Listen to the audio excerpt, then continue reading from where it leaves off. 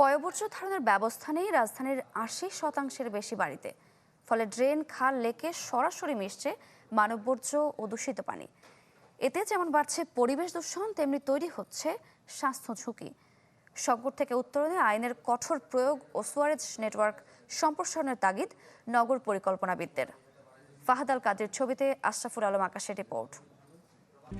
RICL TMX, যুগের পর যুগ স্থাপনা থাকে মজবুত।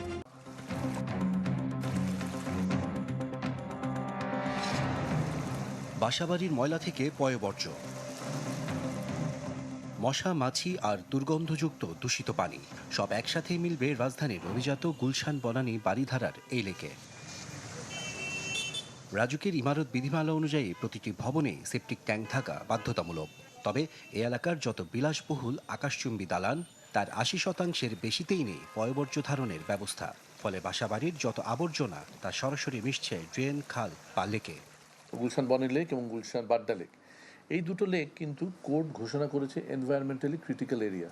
তা সত্ত্বেও আমরা সমানে আমাদের পয়ঃবর্জ্য সহ যত ময়লা সবগুলো ডাম্পিং গ্রাউন্ড হচ্ছে এই লেক দুটো। আমাদের এখানে নেভি কলোনি আছে, আমাদের এখানে বাড়িধারা আছে, বাড়িধারা ডিওএইচএস আছে, তাদের কারোর কোনো ধরনের সুয়ারেজ সিস্টেম নেই।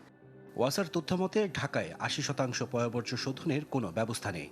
দাসের কান্দিতে যে একটিমাত্র শোধনাগার রয়েছে, তা এই নগরে দৈনিক উৎপন্ন হওয়া ১৮০ কোটি লিটার পয়ঃবর্জ্য শোধনের জন্য একেবারেই অপ্রতুল।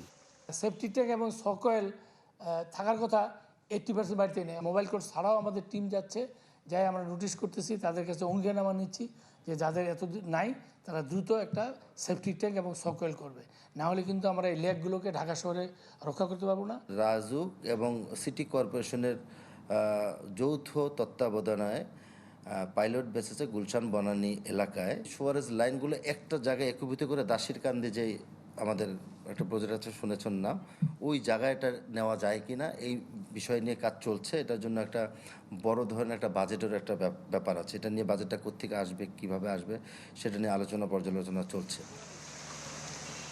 বিশেষজ্ঞরা বলছেন, পুরো শহর পরিণত হয়েছে ভাগাড়ে। তাই ভবনে সেপটিক ট্যাঙ্ক থাকা বাধ্যতামূলক করতে আইনের কঠোর প্রয়োগ আর সরকারের সরাসরি হস্তক্ষেপ ছাড়া এই সমস্যার সমাধান সম্ভব নয়। নদী, নালা, খাল, বিল কোথাও যে আমরা দেখছি ভালো পানি নাই, এর মূল কারণটাই হচ্ছে যে আমাদের পুরো শহরটা আসলে পয়ঃবর্জ্যের ভাগাড় তৈরি হয়েছে। এই ভাগাড়টাকে যদি আমরা নিয়ন্ত্রণ না করতে পারি, ঢাকার যে পানি দূষণ এবং পানির সাথে পরিবেশ এবং মাটি দূষণ হচ্ছে, এটা কোনোভাবেই ঠেকানো সম্ভব হবে না। পয়ঃবর্জ্যের সঠিক ব্যবস্থাপনার জন্য দ্রুত সময়ের মধ্যে ট্রিটমেন্ট প্ল্যান্ট বাড়ানোর পরামর্শ দেন এই পরিকল্পনাবিদ। সেজন্য রাষ্ট্রের আইন প্রয়োগ করা দরকার। আশরাফুল আলম আকাশ, চ্যানেল 24, ঢাকা।